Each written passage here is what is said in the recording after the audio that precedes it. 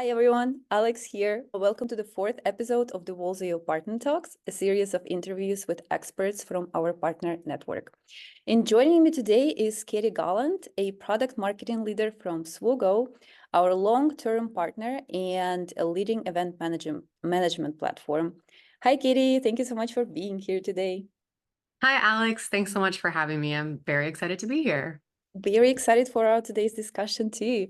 So in today's episode, we are going to once more turn our focus on events, but this time we are going to talk about how you can elevate your event strategy so that events are seen as a revenue driving channel at your company. I believe many event planners, if not most, have faced the struggle of proving the value of their event strategies and basically getting a seat at the table at their companies and adequate budgets and resources to bring their visions into life. But in 2024, with the current economic climate and all, I believe it's become even more of a struggle. That's why I'm so excited to talk to Katie today, because her and her team over at Swoogo just developed this new framework to first evaluate your event strategy, and secondly, maximize its value. And it's called the event maturity model. And here I give stage to Katie. Katie, could you please give us a quick overview of the concept behind the event maturity model and the way it works? Yeah, absolutely. Thanks, Alex. And thanks for giving that great intro of the maturity model. As you mentioned, we just launched this not too long ago. We worked alongside of our customers to develop this model, or what we're calling a framework, which is really designed to help create one, first and foremost, better alignment across marketing, sales, and the overall business. As you mentioned, often there is a misalignment in terms of how you're measuring the value and return on investment of your events. So that's our number one goal. Second is really to help those event leaders get a seat at the revenue table by shifting the way they think about driving event revenue.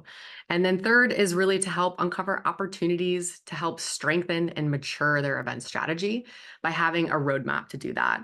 So I'm happy to dive deeper into kind of the stages of the model. I think generally the challenges or pains that it helps solve is really creating that alignment, as I mentioned, having your marketing, your sales, your business executives speaking the same language and making sure that you're really measuring kind of the overall business objectives of your event strategy.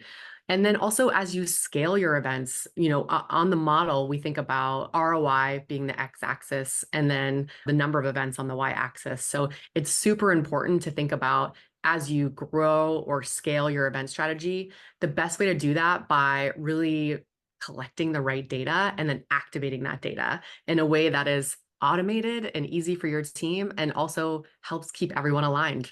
So yeah, super excited to talk more about it today. Awesome. So there are 5 stages in the event maturity model, and they go like that. We're going to have a special, beautiful graph here in the video. Could you walk us through the 5 stages, also like in some short terms, and tell us how can people use it to evaluate their event strategies? Absolutely. I'd love to do that. So there are 5 stages in the event maturity model. And within those stages, there are also adoption levels. So you don't have to be just in one place on the maturity model. You could actually be in a stage 1 and a stage 3, and you could have different adoption levels or strength within each of those stages. So you start at increased registration. From an event strategy perspective, I know a lot of event leaders' goals is to get as many people to their events as possible, right? So how do you increase registrations? It's the biggest kind of challenge that event organizers find today.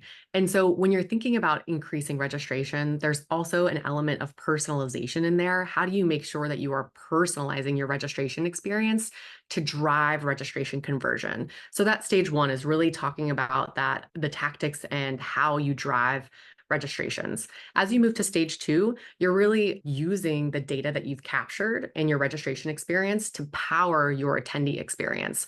So that could look like maybe you are asking your CMOs attending, what's your biggest challenge that you're facing right now? And then you're using that data to actually curate and inform your content for your event strategy. And then you're continuing to collect the data at the event. So you're capturing those attendee insights. That's stage 2. And really utilizing that data, but also continuing to capture data at the day of the event and making sure when you move to stage 3 that you really have a scalable way to collect, measure, and push that data over to your sales team, to your customer facing teams. You're really starting to shift the way you're thinking about measuring the return on investment of your events.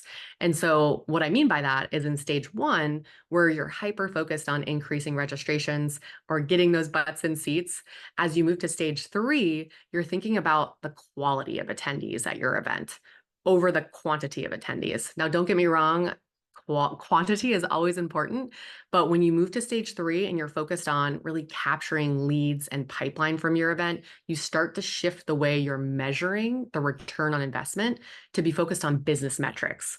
And that's where you really start to get that seat at the table with your business leaders, with your CMO, because you're starting to speak the language of the business and how you're moving the business forward, right? So not just how many people registered, how many people attended, what did the satisfaction survey say after the event? It's who were those people? How did we actually influence those conversations and push those deals forward? Is really how, when you get to stage 3, there's a lot of importance in actually having a CRM strategy in place. So a customer relationship management tool, and connecting that with your event technology solution to automate that for you. I know there are, I'm sure, event leaders out there still using spreadsheets, right? But you have to then upload those spreadsheets, and it's very manual. How do you create efficiencies as you scale your event strategy? It's so important to take those kind of manual burdens off your team and scale through technology. And then as you move to stage 4, you're really thinking about how you continue to use events to grow revenue for your business. And you do it in a way that puts events at the center of your go-to-market strategy. So you're always thinking about when your events are and planning your product launches, your major announcements, your integrated marketing campaigns in a way that events are a kind of focal point for you to announce those things and continue to bring that message to market.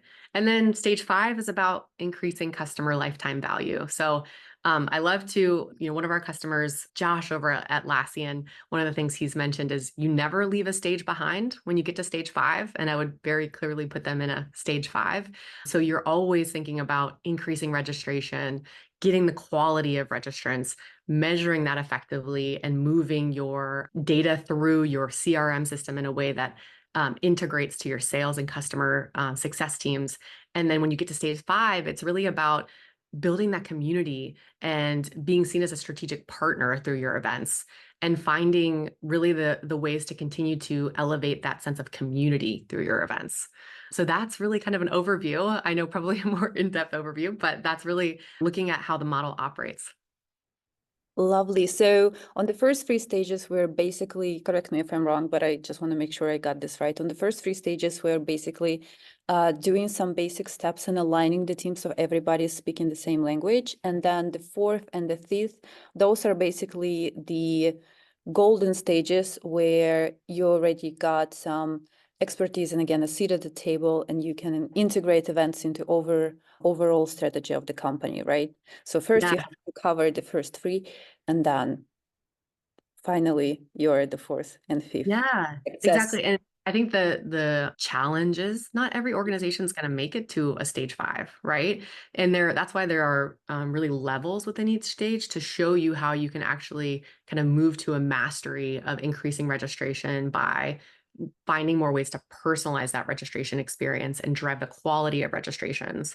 And then as you move up to stage 3, the tech ecosystem that you have powering your event strategy and automating your event strategy to remove that burden off of your team, and also really make sure that not only are you collaborating on the right goals upfront with your sales and marketing and business leaders, but also being able to effectively measure that after, because it's one thing to set goals, but if you can't actually turn around and show your executives, this is actually how our event strategy influenced pipeline and bookings and customer growth and retention, then you aren't going to have that strong seat at the table. You have to speak the language of your executives. So absolutely. Love that. Do you think that the journey here is linear, or you can be at multiple stages at the same time? You can absolutely be at multiple stages at the same time. We find that fairly often. There could be, and as I mentioned, like you're never really leaving a stage behind. So if you're making it to stage 5, you're doing stage 1 through 4 very well. But you could be at a stage where you're actually at a level 1 Mm-hmm. in stage 1. So you're increasing registration and you're doing it in a way that's like pretty basic, right? You have a friction-free registration process, but you might not be adding a lot of personalization. That's okay, but you also have a CRM in place to really automate that data you're collecting and informing your sales team and your customer facing teams on who are those people attending your events, keeping those relationships being nurtured and really having that open dialogue and informing your sales team. So it's very possible to be at multiple stages at once and even different kind of levels of mastery within each stage. Mm-hmm. So how can, from the practical perspective, how can event professionals take the event maturity model and kind of step by step use it to demonstrate the ROI of their events to whatever, prove the value, but especially maybe prove the value to stakeholders who are primarily focused on immediate revenue gains. So the first thing is you obviously use it to evaluate the stage of your event, and then what? What would be the Yeah. next? Yeah, the biggest thing I'm seeing is it's providing an opportunity for us to look at where can you grow your event strategy? Where can you mature your event strategy? And the biggest lever we're seeing is just first and foremost how you talk about ROI of your event strategy and really creating that alignment and that conversation upfront. Sometimes I talk to event leaders who are very much focused on the logistical elements of the event. How do we get the registrations? How are we getting our speakers? How are we getting our sponsors set up for success? And they're not always thinking the same way as your event marketers are thinking in terms of driving demand to your event, looking at leads and pipeline. And so if we can have a shared language for that, and we're all on the same page up front with the business executives on how our event strategy moves our business goals forward, that first and foremost creates clear alignment up front. But then from there, you have to have the tools in place to be able to measure effectively. So I think by setting those goals up front, understanding how events are playing a role in your overall marketing strategy, having those clear goals that are focused back to business, then our business metrics, then you're able to then action off that. And then from there, as I mentioned, you really have to have the tools in place to be able to successfully measure that. So that's where a CRM integration comes into place, and to be able to really show, okay, the attribution of your event strategy and how you're continuing those relationships forward. I think it's unfair to say you could probably just go 100% into events and not have an omni-channel approach to your marketing strategy. It's so important to have multiple touch points within your marketing strategy, right? There is a report that LinkedIn B2B put out that said it's a 95 to 5 rule, where it's 5% of your target audience is going to be ready to buy at any given time, and 95% are not going to be, right?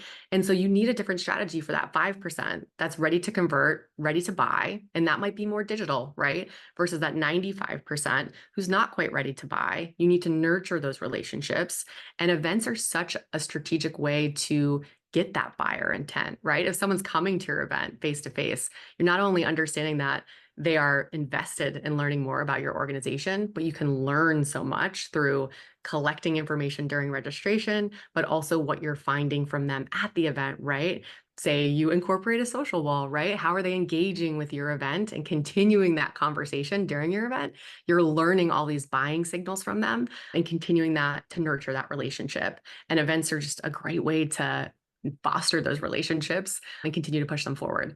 But I'll come back to ROI. You have to prove the ROI all day. And it's really having the clear alignment up front, the tools to measure them successfully, and to show the value after the event. I think it's also important to get your executives at your events to see face to face how they influence those relationships, what people are talking about, right? And that will also help continue to get buy-in on the value of the event strategy. Love that. I think a couple of weeks ago, our team sat at one of the Julius Salaris's events from Bald Push, and there was a very lovely insight that most people come to the events to network and meet the speakers and meet the people that they really need in their life, in professionally or otherwise. So I think we all agree that bringing in the executives into the event process is a super important thing for the events. And again, speaking the same language and showing them the numbers in their language. Do you think that's one of the strategies that will definitely bring the executives in?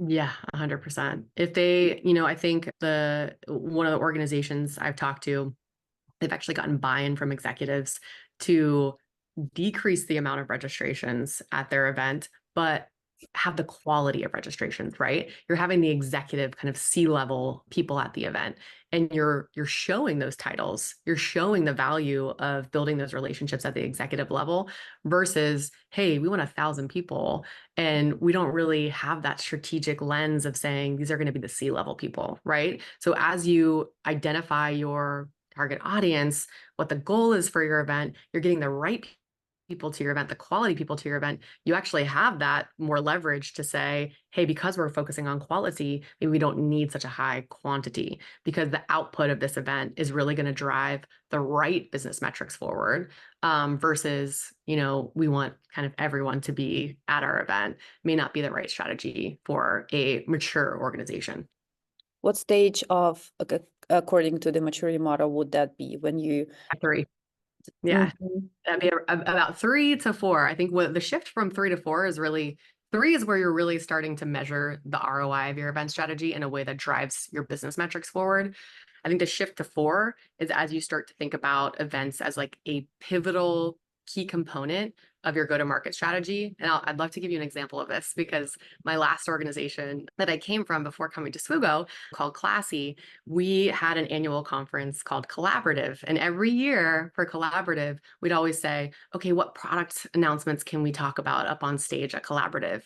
By the 5th year I was there, we actually started saying, product, we want you to actually develop and produce this by collaborative date. And we were starting to inform product roadmap and say, this is the big announcement we want to make up on stage.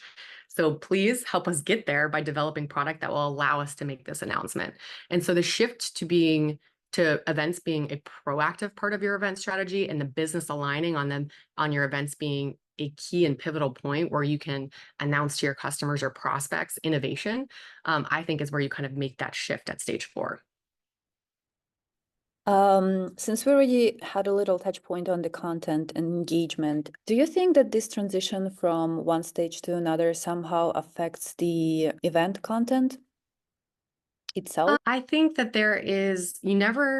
you always want to think about personalization throughout the entire maturity model. And I think content very much leans into personalization. And so the way I think about how you weave in content through the journey is I love to think about creating kind of personas for your audience and understanding who those personas are upfront. What are the segmentation strategies that you want to incorporate in your event? And then building content around those segmentation strategies. And so that could be, we want to understand, we have CMOs attending. We also have like directors of digital strategy attending. And so you might have different registration tracks or questions that are geared towards those different attendee types, right? And so if you can actually collect, you might have a question specific to your CMO or your digital event organizer to help develop or collect data to help inform the content of your event strategy. So that's one way to do it, right? You understand what the people who are registering for your event want to hear about, and that will actually help inform your event strategy for day of. But then also, how are you engaging them leading up to the event, right? How are you using content to keep them engaged and informed of what's coming? And then also, when you get to the event, how do you keep that content engagement? I mean, that's all the root of what people come for an event, right? What is that content they're going to learn about? How are they actually learning from each other? What's the content that they can share themselves and be able to really feel like it's hitting them personally, right? So that personalization is so important to have people resonate with your content, share that content, keep the conversation going, build that community. And then I think it's really important to be able to, you know, I'm seeing an increasing trend in how you maximize the content that you're producing at events. to continue to nurture in the future, right? If you're putting a lot of time and effort into an in-person event, how do you capture content from that event and then use it in a scalable, repeatable way in the future so that you're continuing to maximize and leverage the time and investment you're spending in events, taking that good content and then continuing to use it in your marketing strategy after your event's over? Again, what do you think, like at what stage should event planners start capturing this content to reuse it afterwards? Or I just think it's at every stage. I think you should always be thinking about capturing that content. I would say if you're in a stage one, level one, you might not be thinking about it. Your goal is really around kind of friction-free registration and getting people to your event, right? But as you move up a stage one, you start thinking about the personalization in your registration and collecting that data that actually helps inform your content. So I think as you move to a mastery in stage one is really where you start to think about it. And then that carries through all the way through stage 5. love that, especially for someone who works for a social wall solution where we all about user-generated content. I also think that it's a tool that you can use on multiple stages, but it's so nice to hear a confirmation from an expert too. Absolutely. Okay, so let's say we've done everything right with the first 3 stages and started to build events into integrated revenue campaigns. Again, how would that transition affect the engagement strategy? Does it make it, do the tactics have to change somehow when we are targeting the specific prospects? Or better said, what makes the engagement strategy different on those elevated 4th and 5 stages? Yeah, absolutely. I think when you get to this stage 4 and stage 5, it's about segmentation, right? You're growing your event portfolio. You know which audience that you want to invite, or you know what event type is going to resonate with different event audiences, right? So you might invite your executive level audience to a more intimate dinner. And then you might invite your builders or your doers or your users to a webinar that's more tactical in nature, right? So understanding the segmentation of your event strategy and what event type is going to resonate with different audiences and making sure you're continuing to measure the success of that and be able to pivot, right? If you're learning that there was an organization we met with that we're hosting continuous webinars, and she was mentioning we're getting a bunch of people to register, but no one's converting. Like we're actually not seeing anything after the event, right? And so if that, like, that's great that you can see that, right? You have the measurement in place to understand that you're not actually developing meetings or pipeline or booking from these webinars. So you might want to shift that strategy. So when you get into that 3, 4, 5, you have the measurements in place to be able to see how your kind of segmentation and event strategy is performing and shift and pivot if you need to, and then continue to find ways to kind of fill the space in between with that digital event strategy, keeping that sense of community and finding ways to nurture that. And that's really where you're moving from that like 4 to 5 is that kind of community engagement nurture. And you're finding those through content, right? How you're finding the ways to repurpose the content and keep attendees engaged long after the event is over. I think we came up so beautifully to one. My last question on the menu is how do you what do you think are the best practices on those 5th stage to keep the conversation going and the community engaged, especially when you have a number of events lined up that they're already integrated into your company strategy? How do you keep the buzz going? Yeah, absolutely. I think when you get to a stage 5, you're thinking about your events in a portfolio, right? So you might have like a branded portfolio, or one of our customers at Atlassian, they have a team, right? Where they have these regional events throughout the year and one big event that happens annually. And so it's how are you finding a way to kind of brand your portfolio in a way that actually creates continuous engagement throughout the year, and find those other channels or avenues to engage outside those maybe branded events, right? So maybe it's that webinar series, or maybe it's the roundtable dinner series, and finding ways to keep people engaged through events, but then also through the rest of your kind of digital event strategy, or sorry, digital marketing strategy, to keep that momentum and nurture those relationships. But I think, I wish I had a silver bullet for how to measure community. That's a hard one, right?